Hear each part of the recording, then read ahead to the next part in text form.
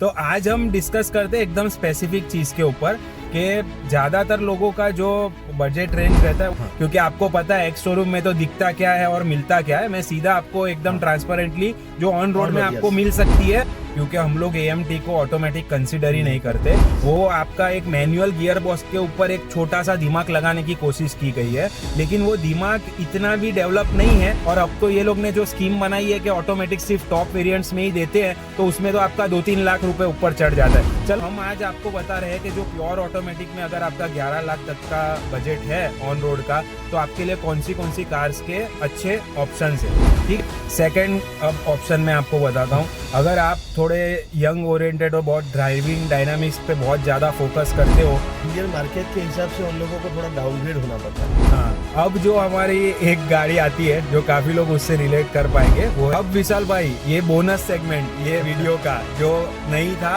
पर हम चाहते हैं कि आपके लिए कवर करें।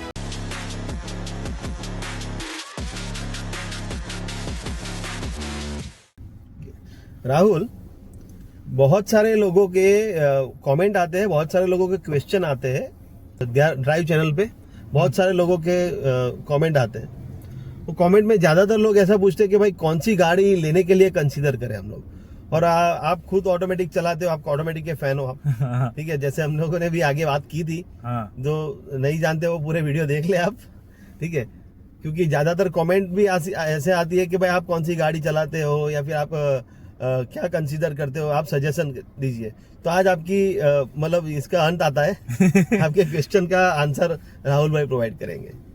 ओके, तो सबसे पहले तो मैं बता देता हूँ कि हम लोग निसान माइक्रा में ये शूटिंग करते हैं, और मेरा निसान माइक्रा ऑटोमेटिक गाड़ी है जो मैं 7 साल से चला रहा हूँ। और ये CVT है, CVT गियर बस प्योर ऑटोमेटिक है, AMT वो सब नहीं है।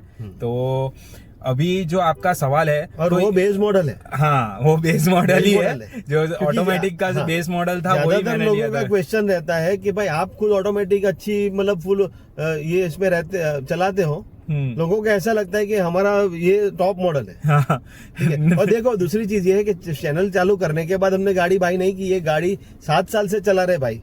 ठीक है, तो तब ऑटोमेटिक टॉप मॉडल भी लेते तो कोई दिक्कत नहीं थी। आप क्वेश्चन थोड़ा मतलब ऑप्शन ही नहीं थे। हाँ, आप ऐसे डायरेक्ट ब्लेम नहीं कीजिए किसी को। हमारी सिचुएशन भी देख लीजिए, हम कितनी मेहनत करके आपको ये सारी चीजें प्रोवाइड करते हैं और कितना एक्सपीरियंस हमने कमाया है। बाद में आपको थोड़ा ये भाषणबाजी करना है। ठीक है, तो सही बात है, ऐसा उसको अन्यथा ना ले। नहीं, सही है। तो आज हम डिस्कस करते हैं एकदम स्पेसिफिक चीज के ऊपर कि ज्यादातर लोगों का जो बजट रेंज रहता है वो एंट्री लेवल ऑटोमेटिक गाड़ी देखना चाहते हैं। और अभी के लिए हम ये कंसिडर करते हैं कि जो 11 लाख ऑन रोड में गाड़ी पड़ती है, वो 11 लाख या उससे नीचे जो ऑटोमेटिक है, हम उसकी बात करते हैं। उसके ऊपर की बात आज हम नहीं करेंगे। और ध्यान दीजिएगा, हम लोग एक्स शोरूम की बात नहीं कर रहे, क्योंकि आपको पता है एक्स शोरूम में तो दिखता क्या है और मिलता क्या है। मैं सीधा आपको एकदम ट्रांसपेरेंटली जो ऑन रोड में आपको मिल सकती है ऑटोमेटिक कार्स, उसके बारे में बात करता हूँ। और वो डिस्कस करने से पहले मैं ये भी क्लियर कर दूं कि मैं आज AMT गाड़ी के बारे में बात नहीं कर रहा, क्योंकि हम लोग AMT को ऑटोमेटिक कंसीडर ही नहीं करते। वो एक टाइप का जुगाड़ है जो हम बिल्कुल भी रेकमेंड नहीं करते, कोई भी कंपनी हो या कितना भी अच्छा उसका AMT हो, क्योंकि उसमें लैग मारता है। और हमारे हिसाब से है ना, अगर आप ऑटोमेटिक ले रहे हो तो आप फुल ऑटोमेटिक लीजिए।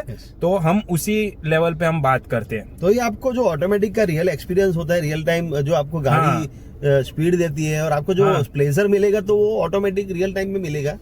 अदरवाइज क्या है कि फिर आप AMT लेंगे तो आपको जो टर्बो लैग और ये फिर आपको जो स्पीड में और बहुत सारी दिक्कत है गियर बॉक्स में भी इन फ्यूचर आएगी। आपको एक चीज आप समझिए, AMT जो है ना, वो आपका एक मैनुअल गियर बॉक्स के ऊपर एक छोटा सा दिमाग लगाने की कोशिश की गई है, लेकिन वो दिमाग इतना भी डेवलप नहीं है। वो एक पहले दिमाग पे जाता है जो इंस्ट्रक्शन है, और फिर वो नीचे मैनुअल गियर बॉक्स पे जाता है, तो उसमें लैग भी मारता है। वो रिफाइंड भी नहीं है। वो एक तरीके का जुगाड़ इसलिए किया क्योंकि कंपनीज को लगता है कि लोग ऑटोमेटिक के लिए पे नहीं करेंगे। जैसे ऑटोमेटिक गियर बॉक्स के लिए ये आपको पता है 1-1.5 लाख रुपए ज्यादा देना पड़ता है। और अब तो ये लोग ने जो स्कीम बनाई है कि ऑटोमेटिक सिर्फ टॉप वेरिएंट्स में ही देते हैं, तो उसमें तो आपका 2-3 लाख रुपए ऊपर चढ़ जाता है। चलो वो एक दूसरा डिस्कशन है। तो हम आज आपको बता रहे हैं कि जो प्योर ऑटोमेटिक में अगर आपका 11 लाख तक का बजट है ऑन रोड का, तो आपके लिए कौन सी कार्स के अच्छे ऑप्शंस है।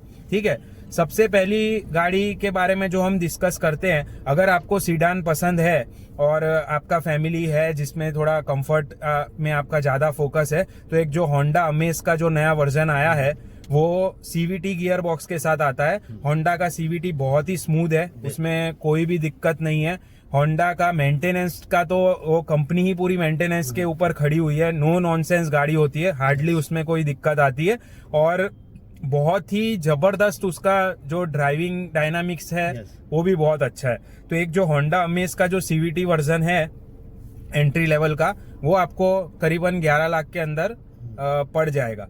और होंडा के बारे में विशाल भाई मैं आपसे थोड़ा पूछना चाहूंगा, आप थोड़ा गाइडलाइंस दीजिए कि होंडा कंपनी ओवरऑल आपको कैसी लगती है? देखो, होंडा बेस्ट कंपनी है, फेवरेट में से एक है। और होंडा सिटी मुझे बहुत ज्यादातर पसंद है। उसका इंजन जो आईवी टेक इंजन है, हाँ ओके, ठीक है, वो बहुत बढ़िया इंजन है, बेहतरीन इंजन है। उसमें आप नेचुरली एस्पिरेटेड भी चलाते हो तो आपको ऐसा नहीं लगता कि फिर टर्बो होनी चाहिए फिर स्पीड लेवल में। और इंजन एकदम रिफाइन इंजन है उसका, 4 सिलेंडर है, जबरदस्त है। मैं होंडा को यहाँ पे थम्स अप करता हूँ, कोई दिक्कत नहीं है। तो देखो आप एज अ फैमिली आप अगर कंसीडर करो, आपको बहुत भगाना नहीं है, हाँ, और वो हिसाब से आप देखते हो तो फैमिली के लिए होंडा अमेज एक बहुत अच्छा ऑप्शन है। सेकंड ऑप्शन मैं आपको बताता हूँ, अगर आप थोड़े यंग ओरिएंटेड और बहुत ड्राइविंग डायनामिक्स पे बहुत ज्यादा फोकस करते हो तो 3XO का जो एंट्री लेवल ऑटोमेटिक वर्जन है वो आपको, मतलब वो तो रॉकेट गाड़ी है समझो 3XO। और मुझे ये महिंद्रा की बात बहुत अच्छी लगती है कि उसने ऑलमोस्ट नीचे के वेरिएंट से ही जो टॉर्क कन्वर्टर है प्योर ऑटोमेटिक वो दे दिया है। तो ये गाड़ी भी आपको जो एंट्री लेवल उसका जो टॉर्क कन्वर्टर वाला जो वर्जन है वो आपको 11 लाख के अंदर मिल जाएगी। तो 3XO भी बहुत शानदार है, 5 स्टार रेटेड गाड़ी है। और क्योंकि ये नीचे का वर्जन है तो इसमें इतने सारे इलेक्ट्रॉनिक्स भी नहीं है जिसके लिए महिंद्रा बदनाम है, जो इलेक्ट्रॉनिक्स में प्रॉब्लम आती है। तो फालतू के फीचर्स ये सब आपको नहीं मिलेंगे उसके अंदर। तो बेसिक लेवल पे अगर आपको ऑटोमेटिक गाड़ी चाहिए तो 3XO भी बहुत अच्छा ऑप्शन बन के आता है। तो ये सेकंड चीज ये आ गई। अब तीसरी चीज जो ये आती है स्कोडा काइलैक, ठीक है। तो अभी मोटा मोटी आप देखोगे कि जीएसटी गिरने के बाद में आप थोड़ा बहुत डिस्काउंट का वेट करके आप देखोगे तो ये गाड़ी भी आपको 11-11.5 लाख में जो उसका सिग्नेचर वेरिएंट है वो प्योर ऑटोमेटिक आपको अंदर मिलता है। तो स्कोडा में तो क्या है भाई, उसका तो जो ड्राइविंग प्लेजर है वो अलग लेवल पे ही रहता है, जो हमने पहले भी डिस्कस किया हुआ। उसकी बिल्ड क्वालिटी हर चीज में वो गाड़ी एकदम जबरदस्त है। मतलब स्कोडा एक ऐसी कंपनी है जो हायर सेगमेंट की गाड़ियां ही बनाती थी पर उसको मजबूरी में लोअर सेगमेंट में आना पड़ा क्योंकि वो सेल्स नहीं खींच पा रहे। इंडियन मार्केट के हिसाब से उन लोगों को थोड़ा डाउनग्रेड होना पड़ रहा है। हाँ सही बात है।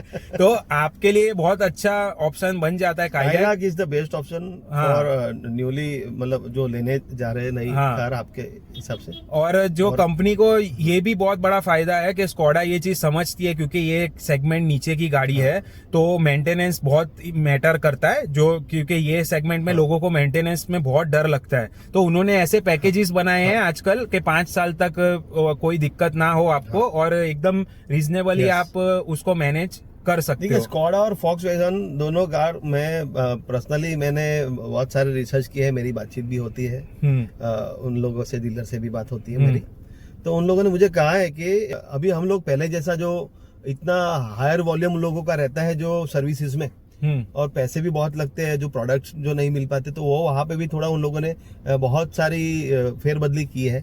बराबर है। और आपको कम से कम सर्विसेज में जो चार्ज लगता है वैसे भी ऑप्शन अभी प्रोवाइड कर रहे हैं वो लोग। और क्योंकि जो इंडियन मार्केट का जो माइंडसेट है उस हिसाब से उनको भी चलना है, उनकी भी कार सेल करनी है। तो स्कोडा और फॉक्सवैगन भी आप कंसीडर कर सकते हैं। जहां तक ये सेगमेंट का सवाल है, यहाँ पे हम लोग काइलैक के पीछे आपको जाने का 100%, क्योंकि काइलैक बहुत बेस्ट कार है मुझे तो लगता है। और ये मतलब 4 सीट है, आपकी छोटा फैमिली है तो बेस्ट कार है।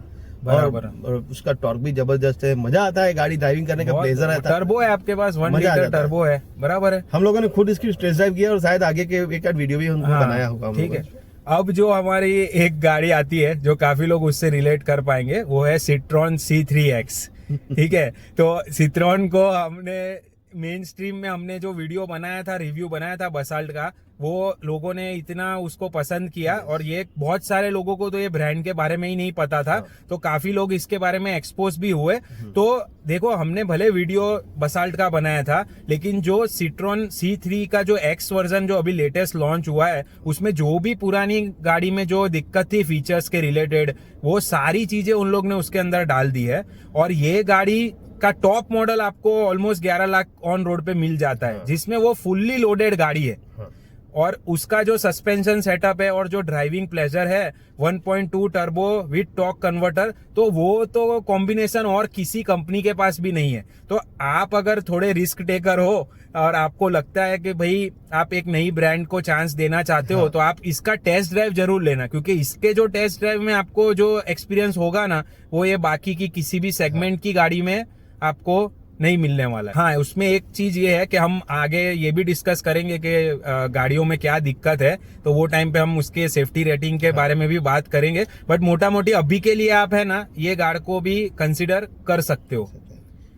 तो एक और गाड़ी जो कंपनी है, उसका हम लोग भी जो यूज कर हमारा पर्सनल एक्सपीरियंस है, तो जो निसान मैग्नाइट है, वो भी अब आपको 11 लाख के अंदर उसका जो CVT वर्जन है वो मिल जाता है। अब जो मैग्नाइट है वो अभी GN कैप में 5 स्टार रेटिंग लेके आई है, और निसान पूरी कंपनी ही वो एक ही गाड़ी पे इंडिया के अंदर अभी तक टिकी हुई है। हाँ। तो उन्होंने ये चीज का बहुत ध्यान रखा है। एज अ ओवरऑल पैकेज में आपको अगर बोलूं, तो मैं 7 साल से माइक्रा चला रहा हूं, आज तक इसका गाड़ी कभी बंद नहीं हुआ। बंद मतलब मेल फंक्शन की वजह से कभी भी ये गाड़ी बंद नहीं हुई 7 साल में, जो बहुत बड़ी बात है। और गियर बॉक्स में आज तक ना मुझे, मेरी वाइफ को, मेरे पेरेंट्स भी ये गाड़ी चलाते हैं, उनको कभी भी कोई टेक्निकल ग्लिच नहीं आया, जो एक बहुत बड़ी बात है ऑटोमेटिक के लिए और इतने बड़े लंबे टाइम ड्यूरेशन के लिए। और निसान, लोगों को पता नहीं है कि जो ये CVT गियर बॉक्स है, ये हर जगह पे निसान ही प्रोवाइड करता है। He is the market leader in this. और ये जो F1 गाड़ियों में निसान के जो कार्स होती है, उसके इंजन भी ये लोग डिजाइन करते हैं। तो अब्रॉड में ये कंपनी का बहुत जबरदस्त होल्डिंग है, तो इसको हल्के में नहीं लेना चाहिए। तो अगर आप कंसीडर करना चाहते हो, तो आप Magnite as a family car बहुत बढ़िया ऑप्शन बन के आता है कॉम्पैक्ट SUV सेगमेंट के अंदर में। निसान का एक और चीज आपको बताना चाहता हूँ कि ये जो निसान दुबई में, और मेरे एक अंकल थे दुबई में, इंजीनियर थे, और वो BMW में थे, तो वो BMW और निसान दोनों साथ में वहाँ पे उनके सर्विसेज करते थे। तो वो एक बोलते थे कि भाई निसान ये BMW के लेवल की सेगमेंट बनाती है, मगर इंडिया के लिए उन्होंने, जैसे मैंने बोला कि भाई वो डाउनग्रेड होते हैं जो स्कोडा वाले, वैसे ही ये निसान है। क्योंकि निसान के पास बहुत सारी चीजें हैं आपको परोसने के लिए, मगर क्या है कि यहाँ का मार्केट थोड़ा अनस्टेबल है। और अभी का जो आपको सबको पता है, जो चल रहा है, गाड़ी सोल्ड आउट नहीं हो रहा है, इन लोगों के पास बहुत सारा माल पड़ा है, तो उस हिसाब से थोड़ा वो लोग भी डर रहे हैं धंधा करने के लिए। तो इन फ्यूचर मैं ऐसा सोचता हूँ कि निसान है, सिट्रॉन है, ये सारी कंपनियां भी अपना जो झंडा है वो इंडिया में गाड़ेगी। पक्का, कस्टमर अगर उनको ट्राई करेंगे और उनको मौका देंगे तो नो डाउट वो भी करेंगे। अब एक जो गाड़ी है जो मैं स्पेसिफिकली मेंशन करना चाहता हूँ, भले उसका बजट थोड़ा ऊपर जाता है, वो है किया की सीरोस। अब इसका भी मैं आपको रीजन दूंगा कि मैं इसको क्यों इंक्लूड कर रहा हूं ये पर्टिकुलर लिस्ट के अंदर, क्योंकि ये जो गाड़ी थी ये पहले 15 लाख के ऊपर ऑन रोड पे जाती थी। इसका जो ऑटोमेटिक वर्जन है DCT गियर बॉक्स के साथ आता है। अब ये क्या है, ये सेगमेंट की सबसे ज्यादा स्पेस देने वाली गाड़ी है। इसका जो कैबिन स्पेस है, ये एक सेगमेंट ऊपर की गाड़ियों के साथ कम्पीट करता है। अगर आप सेल्टोस से भी कंपेयर करोगे तो इसकी जो विड्थ और जो हाइट है वो उसके लेवल की या उससे ज्यादा है।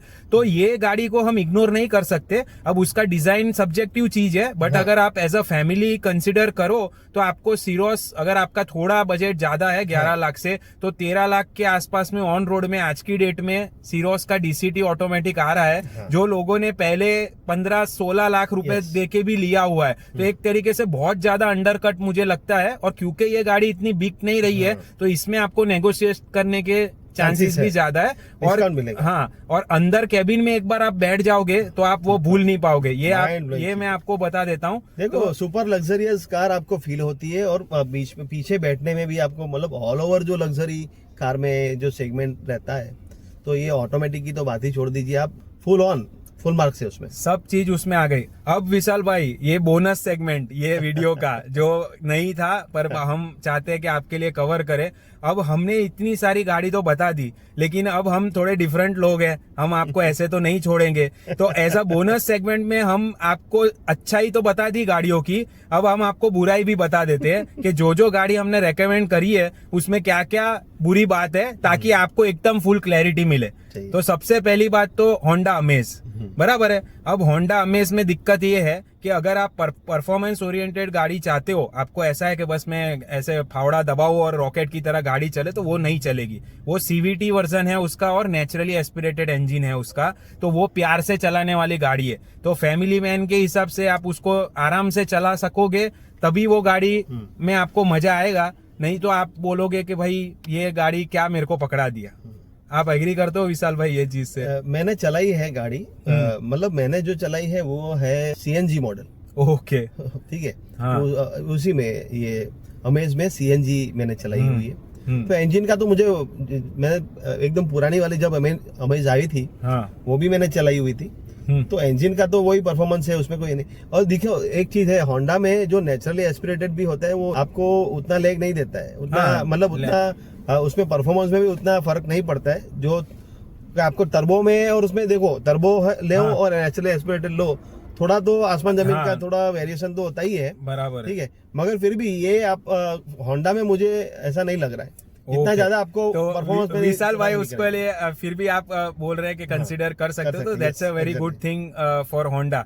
सेकंड गाड़ी की हम बात करते हैं जो काइलैक है, बराबर है। काइलैक की सबसे बड़ी दिक्कत ये है कि ये स्ट्रिक्टली 4 सीटर गाड़ी है। इसमें पीछे बैठने के लिए 3 लोगों के लिए बिल्कुल भी जगह नहीं है। लोग कुछ भी बोले, अगर हमारे जैसे 2 बैठ गए तो भाई तीसरा तो आदमी बच्चा भी कैसे बैठेगा। और उसका जो एसी वेंट है वो इतना पीछे है कि अभी आपको क्या बताएं हम। तो ये चीज है भाई, बनी है, हर चीज के प्रोज एंड कॉन्स होते हैं। तो ये गाड़ी का ये सबसे बड़ा कॉन है कि इसमें आपको पीछे बहुत कम स्पेस मिलेगी। इसके बाद आती है हमारी जो 3XO जो हमने आपको बताया। 3XO में दिक्कत ये है, जो एंट्री लेवल जो इसका ऑटोमेटिक है उसमें बहुत सारे एसेंशियल फीचर्स भी नहीं है। एसेंशियल फीचर्स के मतलब कि हाइट, ये सीट का हाइट भी एडजस्ट नहीं होता है उसके अंदर, और उसका डिक्की बूट स्पेस तो छोटा है ही, और भी बहुत सारे म्यूजिक सिस्टम में भी काफी कॉम्प्रोमाइज है। ऐसा लगता है झगड़ा बज रहा है वो गाड़ी के अंदर में। तो उसमें भी आपको देखो थोड़ा बहुत कॉम्प्रोमाइज तो ये वाले वर्जन में करना ही पड़ेगा। और एकदम उसका जो इंटीरियर है एकदम चकमक वो हार्ड प्लास्टिक एकदम डाल दिया है उसमें, जैसे चाइना का जो मोबाइल पहले आता था ना, ऐसा थोड़ा फील आ रहा है। देखो ये हमारी सोच है, ऐसा नहीं है कल हम पे कोई ब्लेम नहीं करना चाहिए कि भाई आपकी वजह से हमने गाड़ी नहीं ली। देखो गाड़ी तो हम लोग रेकमेंड कर ही रहे हैं आपको, बस उसके जो हमको लगता है कि उसमें वो चीजों में दिक्कत आ सकती है बाइंग में, तो आप वो कंसिडर कीजिए। हम लोगों ने आपको इसीलिए आगे के एक वीडियो में बोला था कि अगर कार कंपनियों को गाड़ी की इंटीरियर देखना है तो एक बार किया वालों को फॉलो कीजिए, तो आपकी फिर गाड़ी रॉकेट की तरह जाएगी, बूम। बराबर है। फिर हमने जो बात किया मैग्नाइट, देखो अब मैग्नाइट में है ना ऐसी कोई मेजर दिक्कत तो है नहीं। अब उसमें भी यही चीज है कि उन्होंने क्या है 1 लीटर टर्बो इंजन डाल दिया है कॉस्ट कटिंग के हिसाब से जो भी है। मेरी ये जो माइक्रा है इसमें 1.2 लीटर था, जो 7 साल पहले मैंने परचेज की थी उसमें 1.2, जो उससे छोटी गाड़ी है 30% छोटी गाड़ी है, उसको कॉम्पैक्ट एसयूवी में उन्होंने 1 लीटर डाल दिया। तो जब फुल्ली लोडेड गाड़ी होगी तो वो थोड़े टाइम के बाद तो उसका परफॉर्मेंस गिरेगा। और ऊपर से सीवीटी है, तो सीवीटी में एक जो रबर बैंड इफेक्ट आता है कि वो घू घू करके जो रहता है, इसको भी चलाने का एक स्टाइल है। हाँ। तो अगर आप दूसरा कोई ऑटोमेटिक चलाते हो या आप मैनुअल चलाते हो तो इनिशियली तो आपको ऐसा ही लगेगा ये क्या चीज में मैं गिर रहा हूँ। हाँ। बट वो तो उसका नेचर है।